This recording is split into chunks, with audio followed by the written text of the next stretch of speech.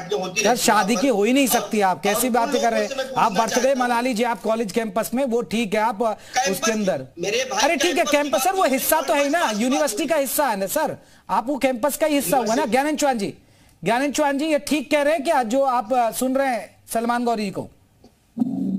देखिए ये एएमयू विश्वविख्यात शिक्षण संस्थान है, जहां इस तरह की दावत करना, वलीमे की दावत करना बिल्कुल अनुचित है। ये किसी भी सूरत में नहीं होनी चाहिए। शिक्षण संस्थान में हम बर्थडे मना सकते हैं या अपना फेयरवेल पार्टी कर सकते हैं, लेकिन शादी की दावत होना ये बिल्कुल अनुचित है। तो सर आप लोग विरोध करेंगे इस बात का, क्योंकि बहुत छात्र नेता हैं जो पूर्व छात्र नेता हैं वो तो विरोध कर रहे हैं।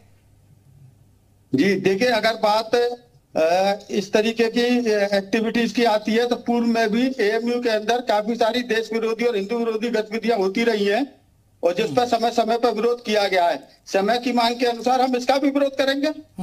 ठीक है। शाहबुद्दीन रिजवी जी, पहले मैं एक रिएक्शन आपसे लूंगा। शाहबुद्दीन रिजवी जी, ये तो शादी वैसे ही आप लोग कह रहे हैं कि ये तो शादी माननी ही नहीं है, और फिर यहाँ दावत हो रही है। जब माननी नहीं है तो आप इस पर दावत होनी चाहिए, आप मानेंगे रिजवी साहब? नहीं, इस पर दावत होने का कोई मतलब नहीं होता। हाँ। जब शरीयत इस्लामिया की रोशनी में वो शादी नहीं है और निकाह नहीं है, तो उसकी दावतें तो सलमान गौरी को समझाइए ना आप, फिर सलमान गौरी को समझाइए।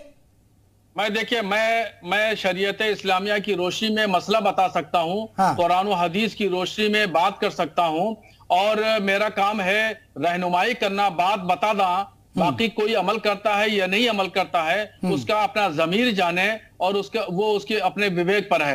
मगर चूंकि सोरा भास्कर ने इस्लाम कबूल नहीं किया, बगैर इस्लाम कबूल किए उसने एक मुसलमान लड़के से शादी की है, इसलिए वो शादी नहीं है। कुरान शरीफ में अल्लाह तबारक व तआला ने एक आयत करीमा में फरमाया, मैं आयत करीमा का एक जुमला पढ़ करके आपको बता देता हूं। बिस्मिल्लाहिर्रहमानिर्रहीम, वला तुनकिहुल मुशरिकीना हत्ता युमिनु।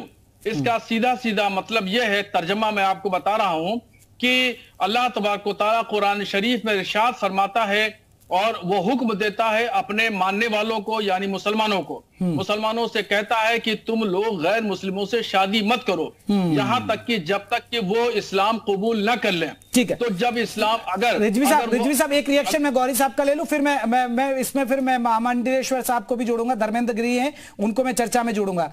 सलमान गौरी जी, पहले तो ये जिस तरह हम तो उनकी बात रख रहे हैं, क्योंकि शाहबुद्दीन रिजवी जी तो ये जिक्र कर रहे हैं कि शादी जायज नहीं है, ये तो क्योंकि यहाँ पर उन्होंने मुस्लिम धर्म अपनाया नहीं, तो फिर उसकी दावत क्यों हो रही है? वो आप देखिए, ये तो रिजवी साहब ही सवाल उठा रहे सर।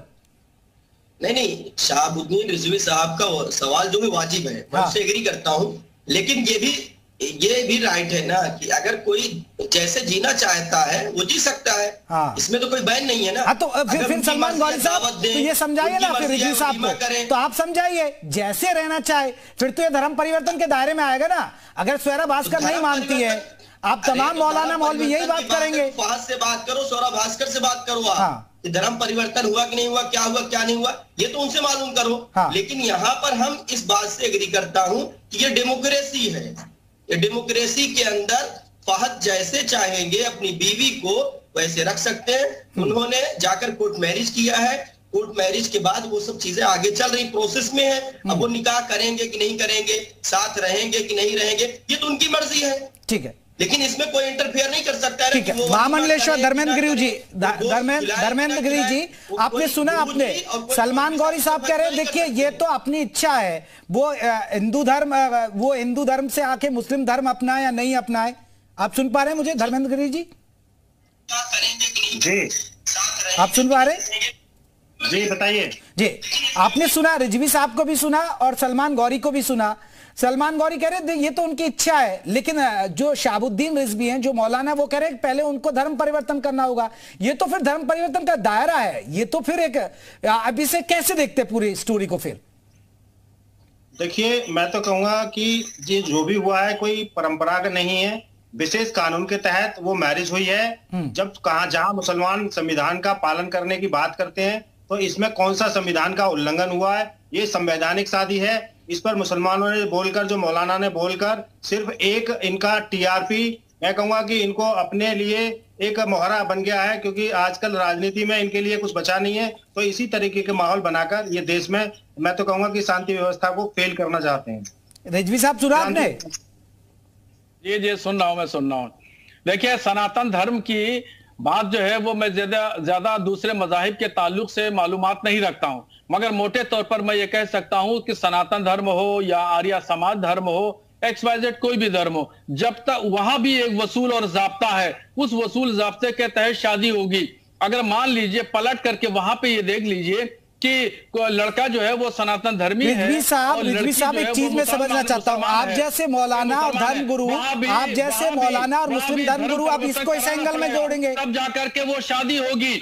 वहां भी धर्म परिवर्तन कराना होगा तब जाके वहां शादी होगी सनातन धर्म में। वहां पे भी यही सिस्टम। तो उसमें अगर संस्कार होते तो आज ये नौबत नहीं आती। ये गलती फैज को मुझे पता था कि तेरा मजहब संस्कार नहीं करेगा तो शादी नहीं करनी चाहिए। ठीक है।